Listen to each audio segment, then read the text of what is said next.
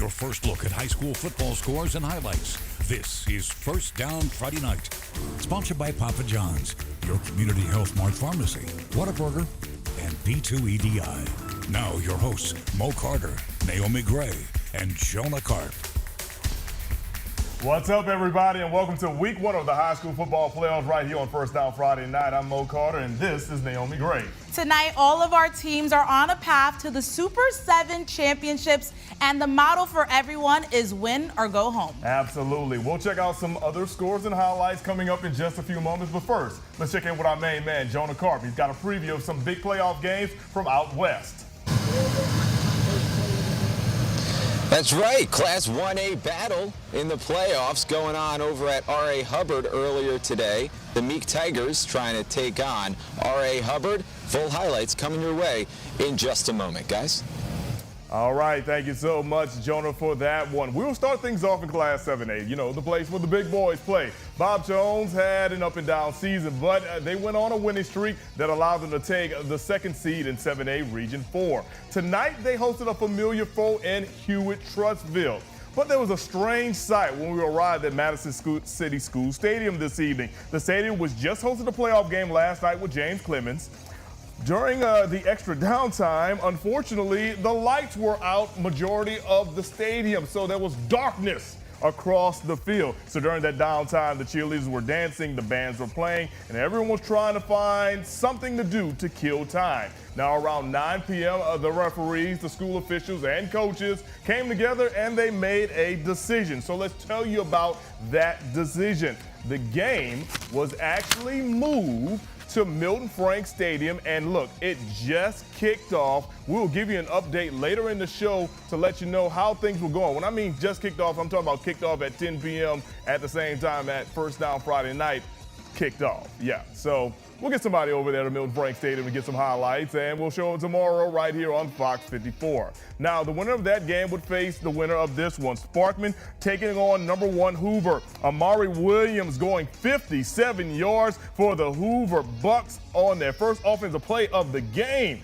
God, they're already up on top of Sparkman. Just a tough situation all night. Then later on, Bennett Meredith staying patient finds R.J. Hamilton for the 42-yard touchdown. Next thing you know, Hoover's on top 21-0. We're still in the first quarter. Then Sky Niblett on the handoff, bulldozers in for another touchdown. Hoover now on top 28-0, and the scoring does not stop there. Another Bucks touchdown as this young man comes right here into your living room, making it look easy. This just was, man, let's just say this, Sparkman was just overpowered tonight. Look at that big hit right there by the Hoover defense. Let's check out your final score from Hoover this evening as Sparkman is eliminated this evening by Hoover by a final of 56-0. As we mentioned, they will take on the winner of Hewitt-Trussville, and Bob Jones will continue to give you updates in that game later on. Well, the road to the Super 7 in Birmingham officially kicked off last night in Class 7A, as we mentioned, as the undefeated James Clemon Jets hosted Oak Mountain in the opening round of the playoffs. Let's get to the action. Oak Mountain has a history of knocking off top seeds. They did it last year against Austin. Eagles strike first. Evan Smith calls his own number on the read option and finds the end zone. 7-0 Eagles on top. Second quarter now, more from Smith. He runs over a Jets defender en route to another Oak Mountain touchdown. 14-0 Eagles up. Oak Mountain fans were just loving it. Check them out. Then on the ensuing kickoff, Eagles go into the bag of tricks. Garrett Murphy with the surprise onside kick. Murphy would recover his own kick, and Oak Mountain is in business. That would lead to this. Evan Smith floats a pass down the seam to Cade George for a 29-yard Eagles touchdown. 21-0 Oak Mountain. And the Jets would get on the board, making it 21-7. Then James Clemon, quarterback Gio Lopez, throws a beautiful strike to Kimari Pittman, who scores on, had to get it right. That's a 53-yard play, had to put some respect on his name. He makes it 21-14. And right before the half, James Clemens puts together another great drive. They attempt the last-second field goal. Devin Moss blocks the field goal attempt by Jets. Halftime score, Oak Mountain 21, James Clemens 14. Now let's go to the. We're not done yet at all. Let's go to the second half. James Clemon takes advantage on the muff punt. Gio Lopez hitting Kobe Johnson for a 44-yard bomb.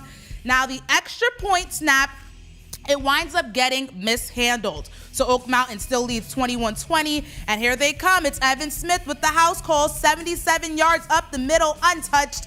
Eagles extend their lead, making it 28-20. But here comes the Jets again. It's the playoffs. Everyone's going to stay right on top of each other. Tyreek Walker and the James Clemon wide receiver slips a few tackles, hits the sidelines, and he's gone. That's 83 yards for a touchdown.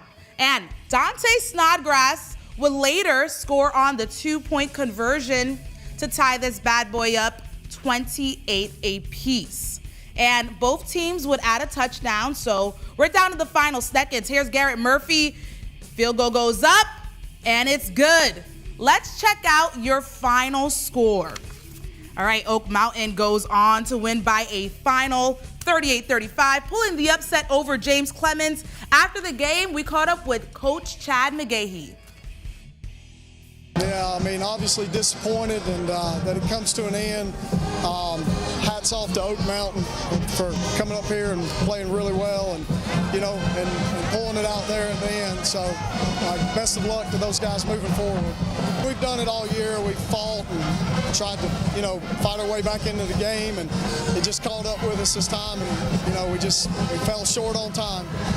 So Oak Mountain gets the winner of this matchup, Florence and defending state champions Thompson. Thompson student section just lively. Here's Zachary Sims back in the shotgun with the Warriors inside the red zone. That's Brandon Franklin scoring in the first touchdown for the Warriors. That's 7-0 Thompson. More from the Warriors. Sims in the shotgun. He throws the ball out to his left to Justin, who tears up the Florence defense for a score of 55-yard touchdown. That's 14-0 Thompson in the first. Nobody can tackle that man. Nobody could tackle him. And it's just an open field. It's the playoffs. Everybody's playing their best. What could you do? And Thompson, well, they go on to win it by the 49-7 final. As mentioned, they will take on Oak Mountain next week. All right, boys and girls, of course, the Fox 54 sports team is on social media, but a few things have changed. You can follow yours truly at Mo Carter, Fox 54. Follow Naomi Gray TV, and then also follow Jonah Carp at Jonah Carp TV. Who knows, if you send us a tweet before 10/28/25, we may read it out on air later on. Yes, and we have more high school playoff actions coming up. We're going to check in with Jonah Carp, who's down at Muscle Shoals with more action.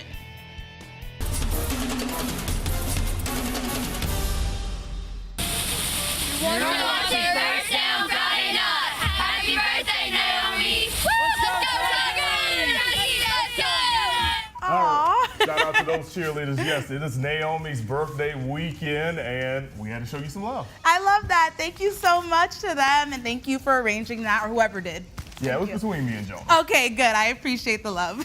All right. Speaking of Jonah Carp, of course, he headed out west tonight for a pair of games. He was in Cortland for R.A. Hubbard, and he stopped off at Muscle Shoals. He actually joins us right now with some postseason action. Jonah, how did things go out there this evening?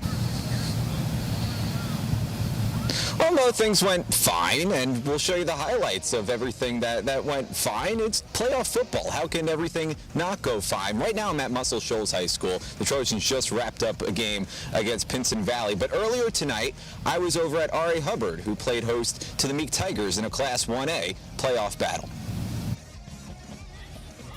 Alrighty, let's take you there. Colors for both teams, black and orange. That's not confusing at all. R.A. Hubbard in black, Meek in white. Chiefs looking for an early statement. Keandra Cobb pointing like Babe Ruth and heaving. Quintez McCoy hauls it in with a step on his defender. Babe Ruth did his called shot in a playoff game too. That's the 1932 World Series. Chiefs go for two, give to Minka McCoy. Tigers make the stop. R.A. Hubbard leads 6-0. Meek threatening, fourth down in the red zone. Handoff to Matthew Clark, and he's walled off. Turnover on downs. Chiefs can extend their lead. Cobb dancing. Run around. I don't know the words. The Blues Traveler song. It takes it himself across midfield. R.A. Hubbard offense looking strong. Cobb unloads the cannon. Shot toward the end zone. Off the fingertips of Ori Frith and into the arms of Kyle Hampton for the touchdown. How often you see that? Chiefs go for two again. McCoy stopped short for the second time. Here's the final from R.A. Hubbard. They move up the road. There's Muscle Shoals. They were hosting Pinson Valley. Near the end of the first half, Indians leading 14-7. Looking for more, Zach Pyron dumps a screen pass off to Michael Sharp Jr., turns the corner, picks up the first. Pinson Valley offense motoring right along. Pyron initially looking to pass, then says, wait, is that daylight for me? Thanks. Big pickup to keep the drive moving.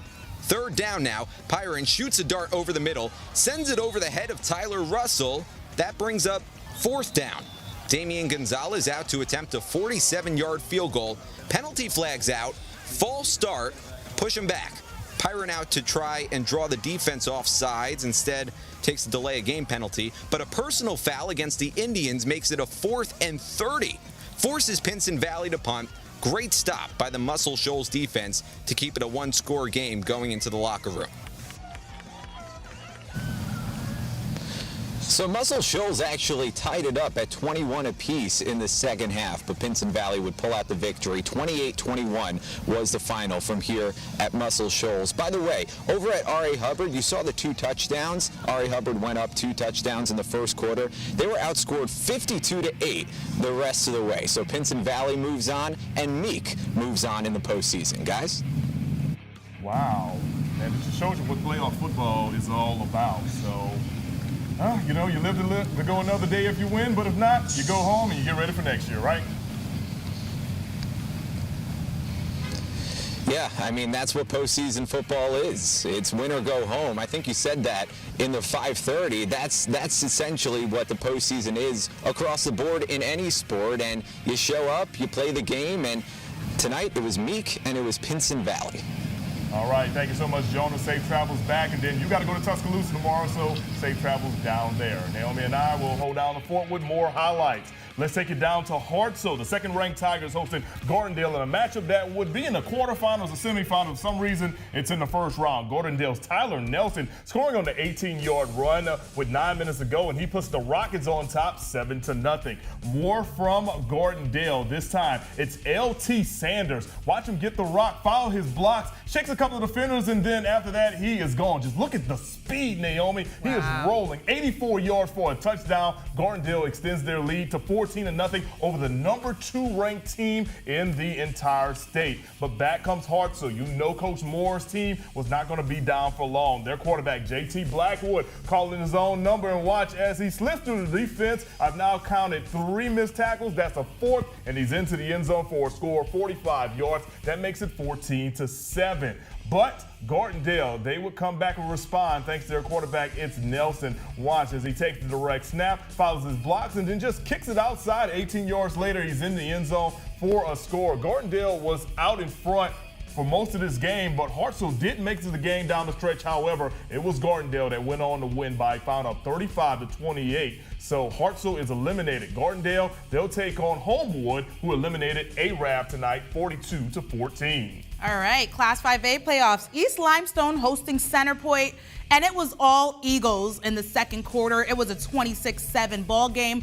Quarterback Jabari Collier takes a snap and finds himself in heavy pressure, so he runs it out himself, breaks a couple tackles, flies past the secondary, and that's all he wrote. Another 6 on the board for Centerpoint. Later, they'd attempt the extra point, but it's up and wide right, 32-7 Eagles. East Limestone attempts to cut into the deficit. Former First Down Friday Night MVP, Fortune Wheeler, he gets tangled up and fumbles the ball.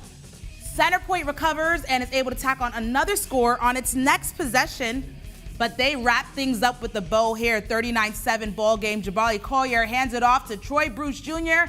And man, do these boys eat their Wheaties. He blasts through like a race car down the sidelines. East Limestone would try to make a comeback, but it wouldn't be enough. Let's take a look at your final score. Centerpoint wins it 66-36, and they move on to take on Ramsey in the next round.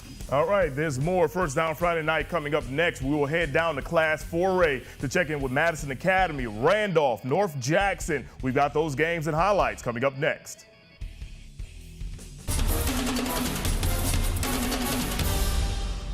And welcome back to First Down Friday night. The number one team in Class 4A is Madison Academy. They hosted Hamilton tonight at Bill Washington State in first quarter. Mustangs on the move. Will Stokes, another First Down Friday night MVP of the week, finds the end zone right here. You know, that guy has like over 30-something touchdowns this year. It is incredible what he is doing on the football field. You know what else is incredible? Runs like this. He literally just ran away from everybody on a 75-yard score. He puts Madison Academy on top 14-0, and the Mustang fans, they are just loving it in the stands. Now later on, the rushing attack opens up the passing game. Quarterback Carson Crehan rolls out. He's got a man in the back of the end zone. It'll be William Bergring hauling in the pass, 1 foot down. Referee's like, did he get in? Did he get in? Yes, he did. That's a touchdown. 21-0 at that point. Let's check out your final as the Mustangs go on to win by a final of 55-0 next week. They'll host Priceville, who beat Etowah 31-14.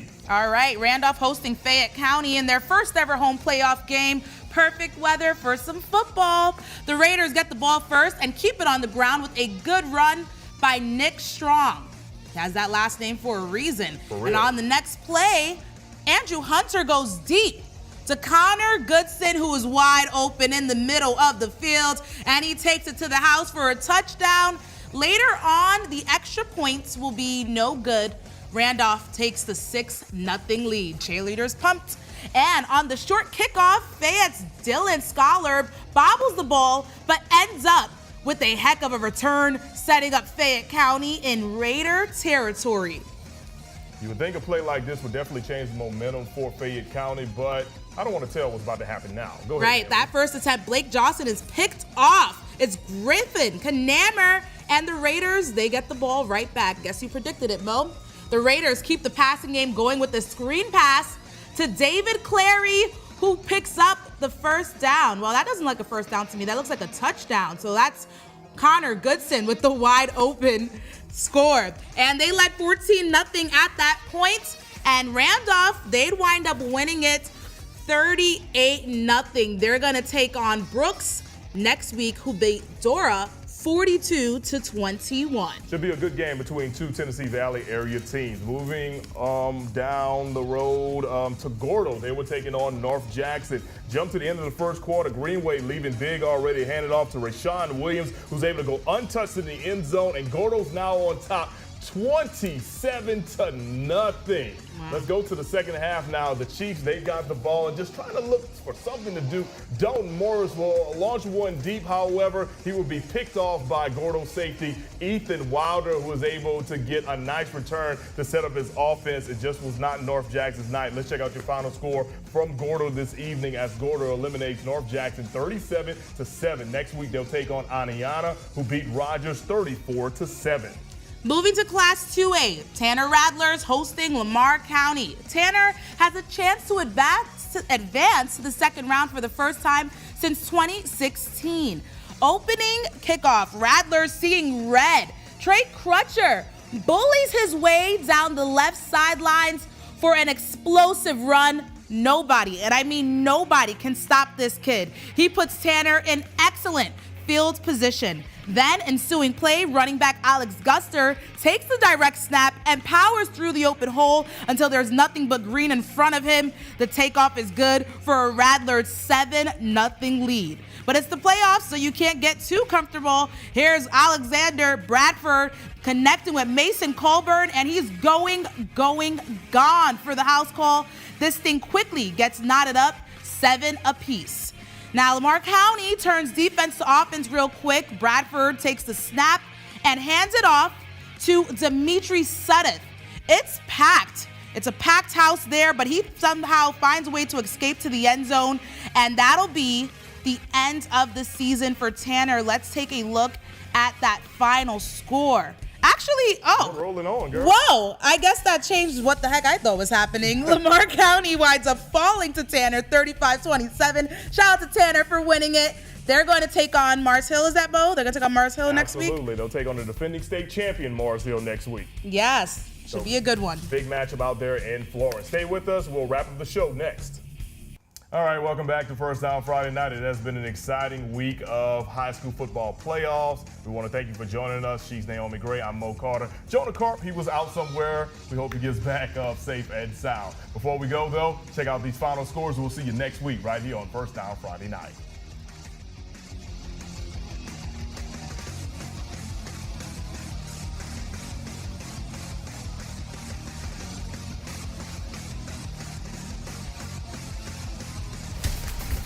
First Down Friday Night is sponsored by Papa John's, your community health mart pharmacy, Whataburger, and B2EDI.